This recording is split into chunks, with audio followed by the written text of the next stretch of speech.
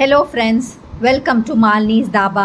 இன்றைக்கி நம்ம சேனலில் கீரையை வச்சு தான் ஒரு ரெசிபி பார்க்க போகிறோம். பொதுவாக நம்ம கீரையில் பொரியல் இல்லைனா கடையல் இல்லைனா ஏதாவது ஒரு கூட்டு மாதிரி தான் செய்வோம். ஆனால் இன்றைக்கி ரொம்ப டிஃப்ரெண்ட்டாக கீரையை வச்சு ஒரு சாம்பார் எப்படி செய்யலான்னு தான் பார்க்க போகிறோம். வாங்க இந்த ரெசிபி எப்படி செய்யலான்னு பார்க்கலாம்.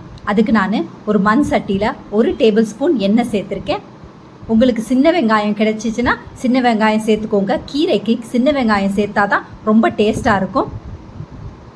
நான் இன்றைக்கி ஒரு பெரிய வெங்காயத்தை பொடியாக நறுக்கி சேர்த்துருக்கேன். ஒரு 2 நிமிஷம் நல்லா வதக்கி விட்டுருங்க. கீரை சமைக்கும் போது அது ரொம்ப சுவையாக இருக்கணும்னா அதை கண்டிப்பாக நம்ம மண் சட்டியில் சமைக்கணும். அதே நேரத்தில் சின்ன வெங்காயம் யூஸ் பண்ணணும். அதோட நம்ம நல்லெண்ணெய் இல்லைன்னா தேங்காய் எண்ணெய் இல்லைன்னா நெய் போட்டு தான் இதை தாளிக்கணும். அப்போ தான் ரொம்ப டேஸ்ட்டாக இருக்கும். இப்போ நான் ஒரு சின்ன தக்காளியை பொடியாக நறுக்கி சேர்த்துருக்கேன். இந்த வெங்காயம் தக்காளியும் நல்லா வதங்குறதுக்காக 1 டீஸ்பூன் கல்லுப்பு சேர்த்துருக்கேன். இதையும் போட்டு ஒரு 2 நிமிஷம் நல்லா வதக்கி விட்டுடலாம். தக்காளி அதிகமாக வதங்க தேவையில்லை, ஒரு பாதி அளவுக்கு வதங்கினா போதும். பாருங்கள், இந்த அளவுக்கு வதங்கினா போதும். இப்போ நான் 1.5 டேபிள் ஸ்பூன் வீட்டில் அரைச்ச சாம்பார் தூள் சேர்த்துருக்கேன். இதையும் போட்டுட்டு நல்லா வதக்கி விட்டுருங்க. இப்போ உங்களுக்கு அடி பிடிக்கிற மாதிரி இருந்தால் ஒரு 1/4 குறைவா தண்ணி சேர்த்துக்கோங்க. ஒரு 2 டேபிள் ஸ்பூன் தண்ணி சேர்த்துக்கலாம். இப்போ எனக்கு அடி பிடிக்கிற மாதிரி இருக்குது, அதனால ஒரு 2 டேபிள் ஸ்பூன் தண்ணி நான் சேர்த்துக்கிறேன். இதையும் சேர்த்துட்டு நல்லா வதக்கி விட்டுருங்க. இப்போ பாருங்கள், தக்காளி நல்லா வதங்கி வரும். இப்போ ஒரு 2 நிமிஷம் நல்லா வதக்கின பிறகு இந்த சாம்பாருக்கு வேணுங்கிற அளவுக்கு தண்ணி நம்ம இப்போ சேர்த்துக்கலாம். நான் இப்போ 2 கப் தண்ணி சேர்த்துருக்கேன். இப்போ இதையும் சேர்த்துட்டு நல்லா கலந்து விட்டுட்டு ஒரு 2 நிமிஷம் நல்லா கொதிக்கட்டும். இப்போ நம்ம 1/2 கப் புளி தண்ணியை சேர்த்துக்கலாம். இதையும் சேர்த்து நல்லா கலந்துட்டு மூடி போட்டு ஒரு 5லேருந்து 10 நிமிஷம் நல்லா கொதி வரட்டும். இன்னொரு பக்கம் ஒரு கடாய் எடுத்து அதில் கொஞ்சம் எண்ணெய் சேர்த்துருக்கேன். இதில் நான் ஏற்கனவே பருப்பு கீரையை வாங்கி நல்லா சுத்தம் படுத்திட்டு கழுவி வெட்டி வச்சுருக்கேன். ரொம்ப பொடியாக நறுக்க தேவையில்லை. இதை நல்லா வதக்கி விட்டுலாம். 2 நிமிஷம் வதங்கினா போதும். கீரையோட நிறம் மாறக்கூடாது, அதே நேரத்தில் ரொம்ப சுருங்கி இருக்கக்கூடாது.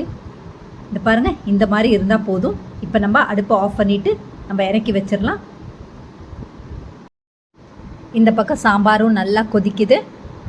இப்போ நான் ஏற்கனவே 1/2 கப் துவரம் பருப்பை 1/2 மணி நேரம் ஊற வச்சு 3 விசில் வர வரைக்கும் வேக வச்சுருக்கேன். அதை இப்போ சேர்த்துக்கிறேன். இப்போ பருப்பை ரொம்ப கடையக்கூடாது, அங்கங்கே பருப்பு இருக்க மாதிரி பார்த்துக்கோங்க. அதோட 1/2 கப் தண்ணியும் சேர்த்து நல்லா கலந்து விட்டுறலாம். சாம்பாருக்கு தேவையான உப்பையும் சேர்த்துக்கோங்க. இப்போ இன்னொரு பக்கம் ஒரு பேனை வச்சு இப்போ நம்ம தாளிக்கிற பொருட்கள்லாம் சேர்த்துக்கலாம். 2 டேபிள் ஸ்பூன் நெய் சேர்த்துட்டு அதோட கடுகு, உளுந்து, சீரகம் எல்லாமே 1/2 டீஸ்பூன் சேர்த்துக்கலாம். அதோட 2 காஞ்ச மிளகாவை கிள்ளி போட்டு சேர்த்துருக்கேன். அது ஒரு பக்கம் நல்லா பொரியட்டும். இந்த பக்கம் நல்லா சாம்பார் கொதிக்குது. நம்ம ஏற்கனவே வதக்கி வச்சுருக்க கீரையை இப்போ சேர்த்துக்கலாம். இந்த கீரையை சேர்த்துட்டு நல்லா கலந்து விட்டுருங்க.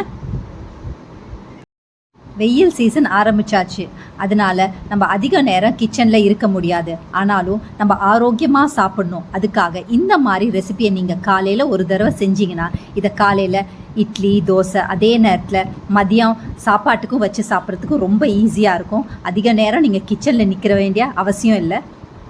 இப்போ இதில் நான் 1/4 டீஸ்பூன் பெருங்காயத்தூள் சேர்த்துருக்கேன். இதையும் சேர்த்து நல்லா கலந்து விட்டுட்டு நம்ம ஏற்கனவே தாளிக்கிற பொருட்களை வதக்கி வச்சுருக்கோம், அதையும் இப்போ நம்ம சேர்த்துக்கலாம்.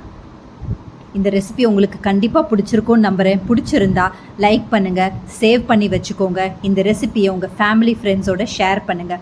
இது வரைக்கும் நம்ம சேனலை சப்ஸ்கிரைப் பண்ணாமல் இருந்தால் மறக்காமல் சப்ஸ்கிரைப் பண்ணி வச்சுக்கோங்க. பாருங்கள், ரொம்ப மணக்க கீரை சாம்பார் ரெடி ஆயிடுச்சு.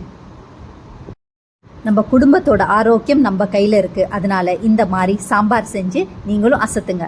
தேங்க்ஸ் ஃபார் வாட்சிங் ஃப்ரெண்ட்ஸ்.